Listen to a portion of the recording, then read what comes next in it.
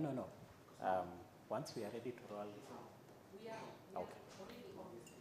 No, but we are starting at 11:30. Hey, Murembo. She said her colleagues are going to look for her amongst the panelists. There are many of us where they'll be like,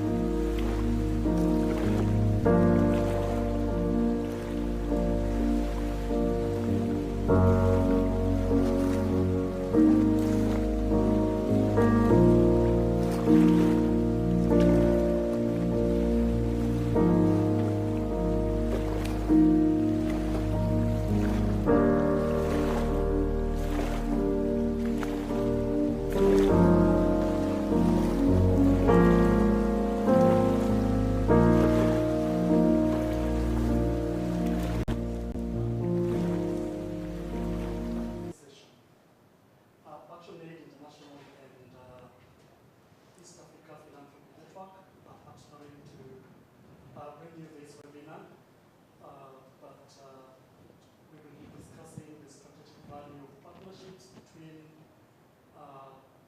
corporates and non-profits, and I hope that all of us are going to be able to enjoy the discussions and the conversations that will be going on here. So for me, it's just to handle a bit of housekeeping, and most importantly, just to note that we've muted the speakers as well as video. So all of you who are joining online will be able to show the videos, or not be able to really speak. And with that, we will be able to use chat, and we'd like to hear from you as well and get to know who has joined us. So just go to the chat and introduce yourself, tell us where you're joining in from, tell us your name, the organization that you represent, and where you're joining us from, because we believe there are some people who are joining us from outside the country, and we welcome all of you. If you have any questions in the course of this conversation, please type it on chat, and we will pick it up, and it will be addressed by the speakers. And the other thing is, if you'd also like to engage with us even after the end of this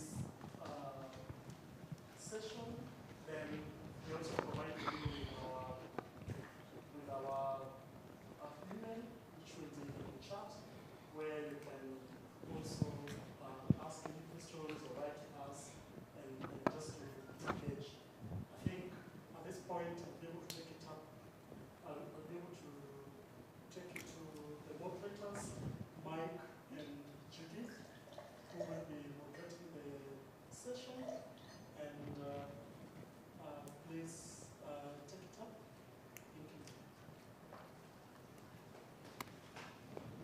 Thank you very much, Meshek.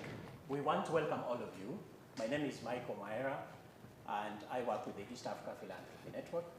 Together with my colleague, Judith, we are going to be your moderators today, and we want to begin by inviting Madam Susan, who will give us the introductory remarks to this webinar. Karibu, Madam. Thank you so much. Good morning, good afternoon, good evening, depending on where you're watching us from. My name is Susan Otieno, Executive Director, ActionAid Kenya. Just to start off by letting you know that ActionAid is turning 50 years this year since we started work in Kenya. And through our journey, we've come to appreciate partnerships. We started our work as direct implementation, where we would identify an area, go to the area and simply make the decision that this area needs a school, it needs a toilet, the school needs a toilet, or communities need water. And with that kind of direct implementation, we realized that there were challenges which would come up in terms of ownership, sustainability, and even ensuring that there's replication or community members being able to demand for such services from the duty bearers. With time, we moved our mode of implementation to involve the communities. However, as we kept involving the communities, we simply brought them in to identify, and after identifying the specific intervention, we would again come in and have the project delivered and hand over and walk away. But with time again, as time went by, we again realized that there were pertinent stakeholders that we were leaving behind. One, we were not implementing these programs with our own resources, but there were resources that had been channeled to the organization through stakeholders, through supporters. We have individual givers, we have institutional organizations that give to ActionAid, we had corporates, we had foundations that gave to ActionAid. And so we felt that to build the ownership, we needed to pull in an approach that brought everyone on board. And that is how we started appreciating partnerships. Of course, as we progressed, I would call it, when we got to 35 years, we now realize that ideally what we are doing is not squarely an NGO or a CSO or a corporate's responsibility, but there is a duty bearer who's supposed to be delivering on this. And so we moved into community involvement. I would call it greater and meaningful involvement of communities, where we would go in together with the partner who is supporting us with the resources. We would sit with the communities, design the program, but in the process, we would also shift their focus on the rights, the duty bearers. Now, if I take water, for instance, the government commits to ensure that there is water in every village, running water actually from a tap. They commit to have schools at a close distance. They commit to have water sources that people would spend very little time to walk towards, and even health centers and hospitals. But then this is not the case in the entire country. So we started then engaging with the communities. First, to design what we call models. We would model with the community to demonstrate involvement, to demonstrate ownership, and also to bring in the element of sustainability. So we started the co-creation conversations. Yes, you need water, but how do you need it? What range between the villages and the communities? And as they start enjoying the water, we would then go into a rights conversation with them and ask them, who should ideally provide water? Everybody in the community would actually give you the response that it is the government. And the moment they said so, we now realize that they know that the government has a responsibility.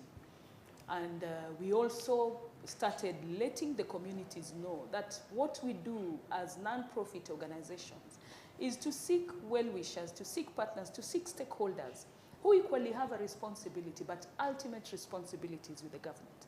And so we were able to shift the communities to be able to know where to direct the asks, but most importantly, to see how to participate. So as we did the modeling, they learned that they need to participate way before the decision is made.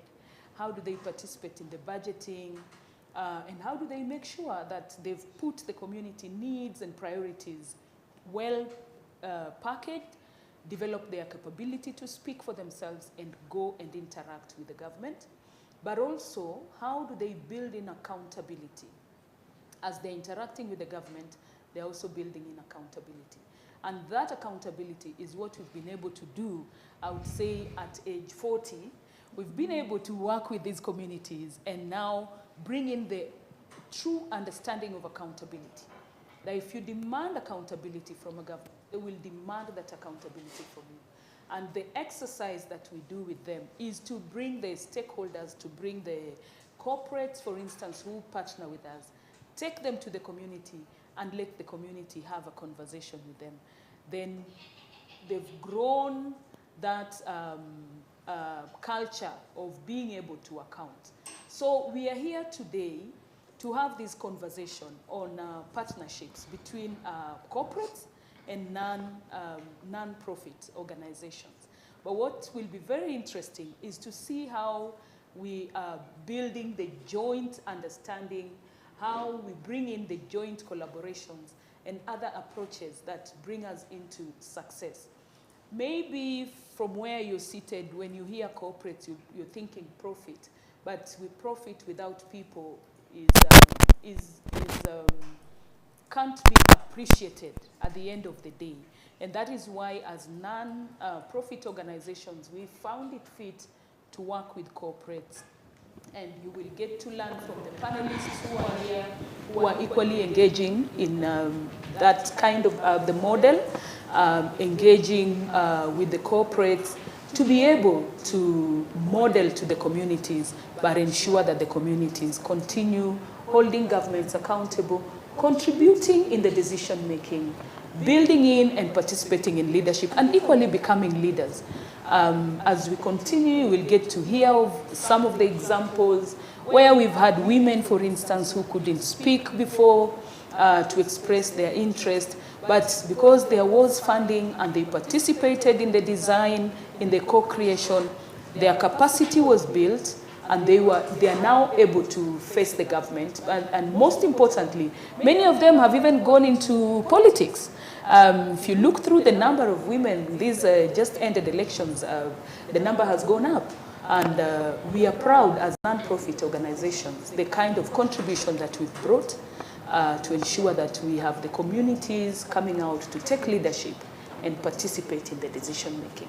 So I welcome you all, and I look forward to an interactive session, and not forgetting that this is just foundation to the upcoming corporate event, which you'll get to learn more about it as we continue. Thank you so much. Thank you very much, Madam Susan. That is quite apt in terms of how you've painted at least the journey of Action Aid over the last 50 years. Mm-hmm. Now, as we walk through this, we have a very able panel here, and I want to take this few minutes to welcome each one of them, to introduce themselves, and tell us a little bit about the organizations that they work with and work for as we set the pace for this discussion today. I want to begin with Henry. Karibu-san. Thank you very much and good morning. My name is Henry Kilonzo. I am a senior manager with Safaricom and M-Pesa Foundations, and I head programs in the two foundations. Safaricom Foundation was established in the year 2003, and M-Pesa Foundation was established in the year 2010. Both foundations have one core purpose, which is transforming lives, which is also linked to the purpose of the business, that is Safaricom PLC. we focus on 3 key areas. The first is education, focusing on improving education outcomes from improving the learning spaces, content, use of technology to improve learning, improving the infrastructure. And then we also in health. And in health, we focus on maternal, newborn, and child health, especially in the high burden counties, because we know there are approximately 15 counties that contribute to 99% of the maternal mortality in this country. We also focus on non-communicable diseases, especially referrals and linkages to facilities, and also diabetes for children. And then we also focus on economic empowerment for young people. Kenya and Africa, we have the advantage of our young population, and we are taking advantage of that and looking at opportunities where we can really bring out the meaningful employment, meaningful income for young people in this country. Cross-cutting in all the 3 areas is the issue of water.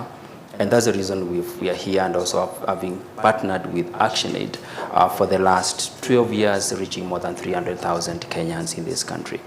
And then integrated what we call water, livelihood, and environmental conservation, which are critical because we know the impact of climate change, the impact of environmental changes to the livelihoods, to health, and other social well-being outcomes for this country. We value strategic partnerships because we are not an NGO. We are not experts in health, we are not experts in economic empowerment, and the other areas that we focus on as both foundations. However, we bring in our core competence, which is technology, as Safaricom, now to partner with now other organizations who have the core competencies around the community engagement, so that we can together work together and create that transformative long-term change to Kenyan communities. Because we know, as Susan has said, definitely profit cannot come before people. People have to come before profit. And as Safaricom, we say, when communities thrive, businesses thrive. And that's the essence of our existence as Safaricom and M-Pesa Foundation. Thank you. Thank you very much, Henry. That captures the essence of what non-profits are all about, that the development of persons and people and communities is our aim as non-profits. Grace, welcome. Thank you. KCDF is a big starter and a big trailblazer in this. Please tell us about yourself and KCDF. Thank you. Thank you so much, Mike. And thank you to ActionAid for this invitation. Susan, congratulations on turning 50. As the Kenya Community Development Foundation, I think we are your small sister or small brother. We turned 25 this year, and so we really, really do appreciate this platform. Speaking about communities, I feel I'm in really good, I'm in good company. As KCDF, we're a community foundation, and so we focus on ensuring that communities are flourishing and that they're resilient. We focus on ensuring that we help communities not only think about their sustainable development, but social justice as well. And so our values align very well with not only with Safaricom, but also with other partners on this panel, and especially with ActionAid. As KCDF, we work in 5 key strategic areas. We focus on livelihoods. We also focus on environmental conservation, education, giving communities voice and agency, as well as growing philanthropy in Kenya. We really look forward to having opportunities to speak more about the work that we do. But as a community foundation, what that simply means is that we are able to support communities at different levels. Kenyan communities were able to support those that are working not only at the national level, right down to the community level, at the county level, through the grants that we support them with, also in terms of capacity building. So as KCDF, being a community foundation, at the center of it, of course, is partnerships. And therefore, this conversation today is very key to us. And again, we really appreciate the platform. Thank you. Thank you very much, Grace. And now, development in the larger sector has tenets that it relies on. And one of the major tenets is research, sound research that then directs the process of creating and growing communities and growing partnerships. I want to welcome Terry. Tell us about your organization and what you've done. And Terry will take us through into a research that they carried out that focuses around partnerships between nonprofits and the community, the nonprofits within the region, but also with corporates, the general partnerships, strategic partnerships that then drive development. Welcome, Terry. Thank you. Right. So my name's Terry Githinji. I'm working with an organization called FINGO as a Partnership and Innovations Advisor. Now, FINGO stands for Finnish NGOs. So it's an umbrella organization for all Finnish NGOs registered in Finland, but quite a number of them are working in East Africa, in Kenya and another like 9 countries in Africa. So what we do is we support the Finnish NGOs on advocacy issues in Finland, but most importantly, and why we are in East Africa, is supporting the Finnish NGOs here in East Africa on areas of innovation, technology solutions, and private sector collaboration. And I think just to congratulate ActionAid first on attaining 50 years. I mean, that's a big feat. I'm sure just looking around in the room, I don't know, our bodies could hide the ears, but, ActionAid could be older than 90% of us in this room. So congratulations. And I'm glad to be on this panel with organizations that have really made changes in this country. KCDF, I think, has led the conversation around incorporating communities at the grassroots. And you also really started the conversation around private sector collaboration, philanthropy in Kenya, and you've set the pace for the rest of us to follow. And just not to mention Safaricom Foundation. I mean, Safaricom is the one of the organizations that's leading in the corporate sector. And interestingly, also in the sector on working directly with communities through your various foundations and other CSR, activities. So I'm glad to be on this panel this morning, and just to say thank you for putting this together. I think it's at the right time that we're having this conversation. So back to what FINGO and what we do. So as I mentioned, we support member organizations to innovate, to incorporate technology solutions, and to also have or start and initiate and carry forward private sector collaboration. And you may wonder why the three? Why innovation? Why private sector? Why technology? And I would say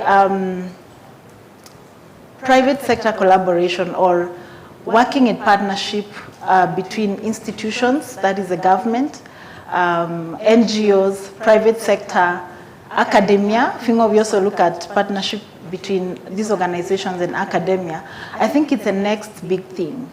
I think it's the next thing in terms of a hybrid model that's going to bring about sustainable development across the globe. Yeah, so I would actually say it's the next big innovation. And as we are seeing now, the world is interconnected in ways that we could never have imagined. And this has been facilitated by technology. And so that's why we support our member organizations to incorporate technology solutions as well in their innovations and in their work. And why I say this is, as you will see, people, processes, problems are also interlinked. What is affecting private sector, what is affecting communities, what's affecting academia, the problems are so interlinked. Look at what happened with COVID-19. It affected the entire continent. Look at what's happening now with the global economic crisis. It's affecting every other sector. Look at what's happening now with political instability and crisis in different other countries. It tends to boil over and affecting the entire globe. So there's a lot of interconnectedness of problems, and so we cannot ignore any longer the need to create this hybrid model where all institutions work together. And so one of the areas that we really capitalize on as FINGO is to do research that supports our member organizations to then be able to partner well, to innovate, and to incorporate technology in their work. And so recently, well, not recently, 2 years ago, we launched a study, and we just wanted to understand the status of NGO private sector collaboration in Kenya. So FINGO works or supports different country programs, but this research was only focused in Kenya. And interesting insights came up. Now, Mishek only gave me 10 minutes for this, so I'll not be able to do any justice to this, to the research that we conducted. But what I'll do is just give some highlights, some snippets that I hope can lead the discussion, or that I hope can carry forward the conversation. But then again, if you'd want to get the entire research, it's in our website. I've put a link there. I'm sure the presentations will be shared to everybody after this. So there's a link there in our website, and you'll be able to get under resources the research on NGO private sector collaboration in Kenya. And would you want me to continue? Yes. Okay. Please give us a bit of these snippets. Okay. And some of the learnings that came through. Okay. Yeah. All right. So just to highlight what the research wanted to bring out is first to understand the facilitating factors and operational preconditions to guide any private sector or NGO partnership. And also we were keen to showcase successes and challenges of this kind of partnerships. And we also wanted to share several recommendations based on the learnings that we picked. And so, yes, so we worked and interviewed different organizations across the country, both private sector and NGOs, and we also interviewed those that are already partnering. And just to give a basis or a background of the Kenyan ecosystem, as you can see, we have over 11,000 NGOs. So the NGO ecosystem slide, kindly. So we have over 11,000 NGOs in Kenya. So NGOs and civil society organizations as well. At the time of the research, we had over 8,893 that were active. By active, we mean those that are submitting their returns to the NGO Council and they have active projects going on. So already you can see the potential that is there for anyone who would want to collaborate with NGOs. There are lots and lots of them in different sectors. So there are a number that are not active as at the time of the research, over 2,000, and it could have been because they don't submit their returns, or at the time of the research they did not have ongoing projects. So that just gives you an idea of the NGO ecosystem and the potential that there is for partnership. And in the presentation, I've put some figures on their contribution in the GDP, and employing over 40,700 employees, over 30,000 interns, and 1,500 expatriates. And their contribution is over 165 Bs in the Kenyan economy for that 1 year. So again, you can see the potential for it. So the next slide sort of gives a background or an introduction to the private sector ecosystem. So now, two major segments that we already know of. We have the formal and the informal. Now, for purposes of the research, we focused more on the formal sector, mostly because the informal sector in Kenya is not well organized. It's quite a large sector, but it's not very well organized, so we focused on the formal sector. And then the private sector, the formal sector, private sector side has two